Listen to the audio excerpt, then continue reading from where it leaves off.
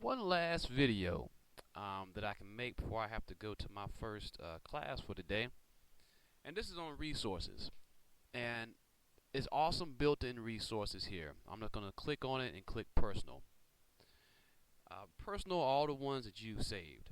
And I said to get organized, it's always good to create folders for you to save your resources to. At first I didn't do that, and I got assignments everywhere, and I got assignments all down here. And then later on I kind of figured out, instead of me scrolling down trying to find stuff, that I need to make folders for things, and now I'll start adding stuff to folders. So it'd probably be easier if I just started doing this way at the very beginning. But to save personal resources, anytime that you create an assignment or folder with information in it, you can go to Save to Resources. And there's a reason for this, and I'll get time, I'll explain it. And then you can see where you want to put those resources at. Or you can save to a specific assignment, same thing. Now, every time you create a new assignment, save to resources. And I'll explain that here in a minute once I finish this topic. Alright, going back to resources. You can also search for resources. Say I can't find something, I put something somewhere and I can't find it. Well, you can type in what you're looking for, and it will pull up all your resources, which are personal, but you can also look for public resources that other teachers have used in your area. Now, in terms of personal finance, I don't see a lot of teachers using it for that class, and so I very rarely will find resources in my class. But they say you may be different in your area that you teach.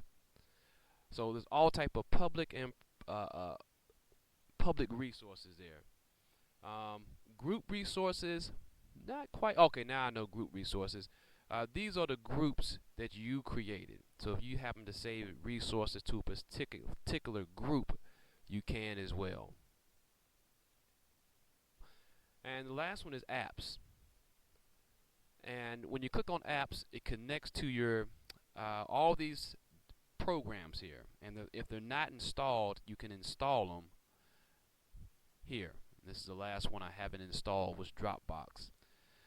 And these all connect to your assignments. So if you want to add a document directly from your Google Drive, you would click on the resources. And then it would bring you to apps. Then you can click on your Google Drive and put that resource within the presentation. And once you click on it, you would simply go to import. Evernote, I've never really used this program. If you use it, it will have access to it. This allows you to take notes online. I see the use in it, but I've never took the time to use it. This Academy, I've heard people use it. Personally, I think his videos are a little dry and boring. But that's just me. And you can embed those videos. I don't see a way to search for them. That's my only thing I don't like about it. And like I said, Dropbox. If you use this program, if not, don't worry about it. But if you use it, it will connect to your assignments, and it will connect to your account. Okay, this is why it's important to save to resources. Let's say I have 3 classes here, the same subject. Let's say I create an assignment in second period. Well, I could copy this to the course, and I could copy it to all these classes, and that would be fine, that would work. But it gets a little tricky, because let's say the students have already started doing, let's say, this assignment, and now you want to copy it to another course. Well, what happens is you have combined your classes, because you will now see submissions from second period and third period. So what's better to do is to save this folder or assignment, save it to resources, and then when you go to your next class period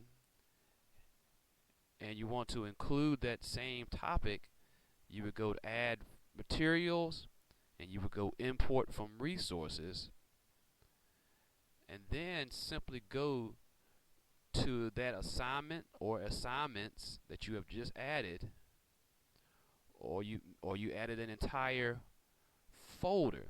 You put your Wednesday folder and import that entire folder. This way you don't intermingle between classes. And I have to explain that a little more if I have to. But one way around that I've used, I just create a separate course just to create all my assignments in. So just in case I do something dumb and I delete something, I forget something, this is kind of like my assignment platform.